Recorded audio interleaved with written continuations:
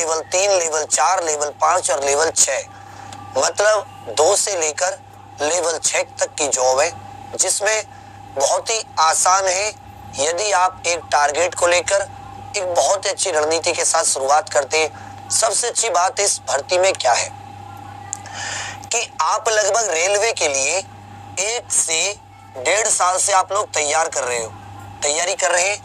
आपने सबने group D की तो सभी ने तैयारी की होगी। उससे पहले हो सकता है आप में से बहुत ने एएलपी या टेक्नीशियन की तैयारी की हो।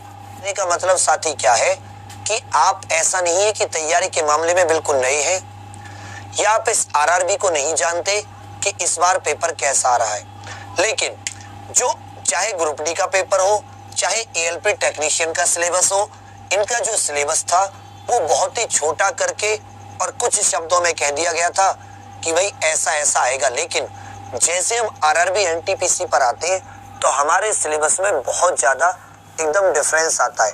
कैसे? चलिए, मैथ और रीजनिंग में तो कोई बात नहीं कि भैया 30 क्वेश्चन 30 नंबर, इसी तरह रीजनिंग में भी 30 क्वेश्चन 30 नंबर। लेकिन जैसे ही आप जीके पर पहुंचते हो, जीके या जनरल अवेयरनेस, तो 40 नंबर की हो जाती है। और इसमें बहुत ही क्लियर तरीके से जीके जीएस में बहुत ही क्लियर तरीके से हम लोगों को गाइडेंस की गई है कि जैसे करंट अफेयर जो करंट अफेयर होते हैं उसी में गेम्स वगैरह की इंफॉर्मेशन, की जो खेल या खेलों से संबंधित इंफॉर्मेशन। इसी तरह आप देखोगे जो मॉन्यूमेंट वगैरह हमारे यहाँ पर जो पुरानी इमारतें हैं जैसे लाल किला या ताजमहल, इसी में देखोगे भारत की संस्कृति कैसी है। संस्कृति में आ जाएंगे हमारे मंदिरों के बारे में जानकारी, या जो हमारे यहाँ पे अजंता एलोरा की गुफाएं पाई जाती हैं उनके बारे में जानकारी, या जो अकबर वगैरह के काल में कुछ पेंटर वगैरह हुए उनके बारे में जानकारी। इसके बाद में जो हमारा साहित्य है, साहित्य में भी क्या आ जाता है, कालिदास जी की रचनाएं आ जाती हैं। उसके बाद में इतने बड़े बड़े हमारे यहाँ पर राइटर्स हुए, उनकी रचनाएं आ जाती हैं।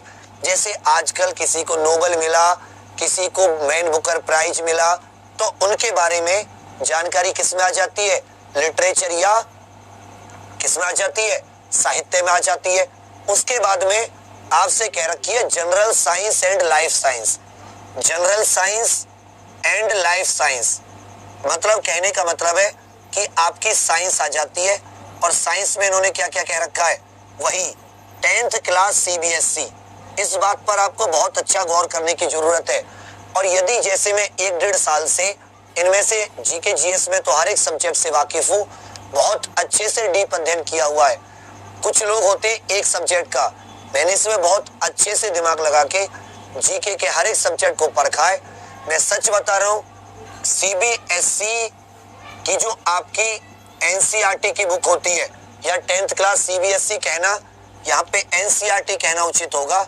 एनसीईआरटी की जो किताब होती है, साइंस की हो या किसी की भी हो, उन पर बहुत ज्यादा फोकस रहता है, बहुत ज्यादा फोकस।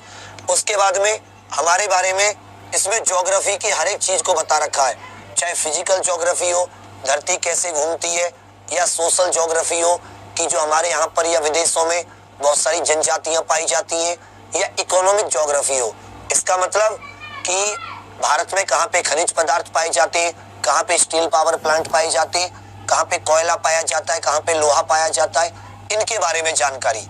उसके बाद में जो क्वेश्चन आता है, और ये जो जानकारी है वो भारत और वर्ल्ड दोनों के बारे में।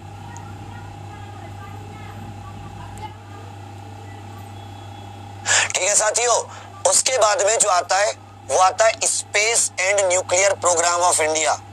Space and nuclear programme of India कि भारत ने स्पेस में कैसे तरक्की की, अंतरिक्ष में कैसे तरक्की की। आर्यभट्ट जो हमारा पहला उपग्रह छोड़ा गया था, उसके बाद में आज तक जो उपग्रह छोड़े गए उनमें किस किसने काम किया, कौन से अच्छे साइंटिस्ट हुए।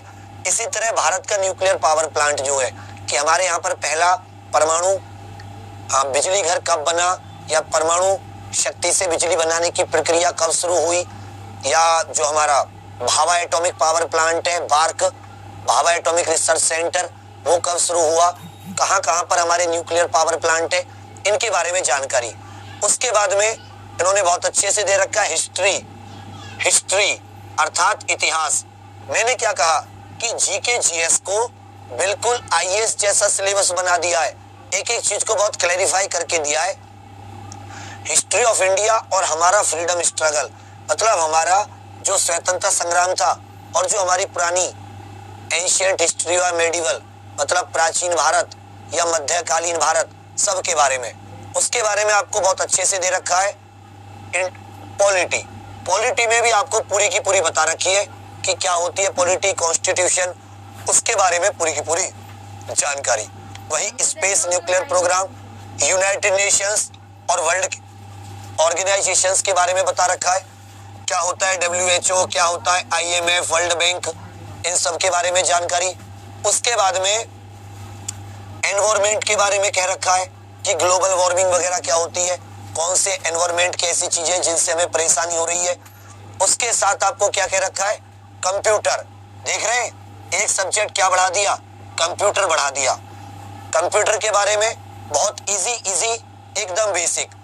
उसके बाद में कॉमन एब्रीविएशंस का मतलब है जैसे CPU की फुल फॉर्म, आपसे फुल फॉर्म के बारे में भी इस बार जानकारी मांगी है, या NTPC की फुल फॉर्म, इन सब के बारे में जानकारी। उसके बाद में गवर्नमेंट के प्रोग्राम, गवर्नमेंट की जो स्कीम होती है, भारत में कितने प्रकार के जानवर वगैरह पाए जाते हैं, जानवर और पक्षी, इसका मतलब जो वाइल्ड लाइफ एक्ट वगैरह है, पर्सनैलिटीज जैसे महात्मा गांधी, सुभाष चंद्र बोस और भी पुराने जमाने से लेके आज तक। उसके बाद में आ जाता है आपका भारत की जो ऑर्गेनाइजेशन है, जैसे भारत की कौन सी ONGC, इंडियन ऑयल, इन सब के बारे में। तो कहने का मतलब है कि ऐसी कोई चीज नहीं है जिसको उन्होंने नहीं छुआ हो, हर एक चीज को छुआ है। क्लियर है? तो हमारी तैयारी भी एक एक टॉपिक वाइज होगी, एक एक टॉपिक वाइज तैयारी होगी। एग्जाम में आपको एक चीज बहुत अच्छे से, बेशक आप कोई कॉपी कर ले या ना, लेकिन हर एक चीज की जो तैयारी हुई है, चाहे ELP हो चाहे बाकी कोई और हो, एक एक पॉइंट क्लियर कराया गया था। कंप्यूटर अलग, एनवायरमेंट अलग, जो भी यहाँ पर जरूरी है उन सब के बारे में। क्लियर है? तो देखिए, अब आ जाता है कि सर सबसे पहले तो ये बताइए कि अपने टाइम को कैसे मैनेज करें जिससे कि हमारा जो टारगेट है वो हम अचीव कर पाए। तो देखिए, आपने बहुत दिनों पहले से स्टार्ट किया है मैथ और रीजनिंग, पहले से करते आ रहे हो 1-1.5 साल से। तो आपको करने का मेन फोकस क्या है कि अभी भी आप फिर दोबारा से कर रहे हो लेकिन रिजल्ट तो कुछ मिल नहीं रहा। तो कहने का मतलब क्या है कि मैथ और रीजनिंग, तो आप लोग टॉपिक पढ़ो। देखो कैसे किया करो, आपके मान लेते हैं मैथ में 20 टॉपिक है, कितने चैप्टर है, 20 टॉपिक, या मान लेता हूं चैप्टर है, और एक चैप्टर आप 3 दिन ले रहे हो। एक चैप्टर में कितने दिन ले रहे हो, 3 दिन ले रहे हो। अच्छे से समझ लेना, 3 दिन ले रहे हो। तो 20 चैप्टर में कितने दिन हो गए, 20 चैप्टर में कितने दिन हो गए, 60 दिन हो गए। भाई एक चैप्टर में 3 दिन ले रहे हो तो 20 में कितने हो गए, 60 दिन। इसमें से क्या हो सकता है, जैसे नावधारा वाला चैप्टर है उसमें 3 दिन क्यों लोगे भाई, वो तो 1 दिन में पूरा हो जाएगा।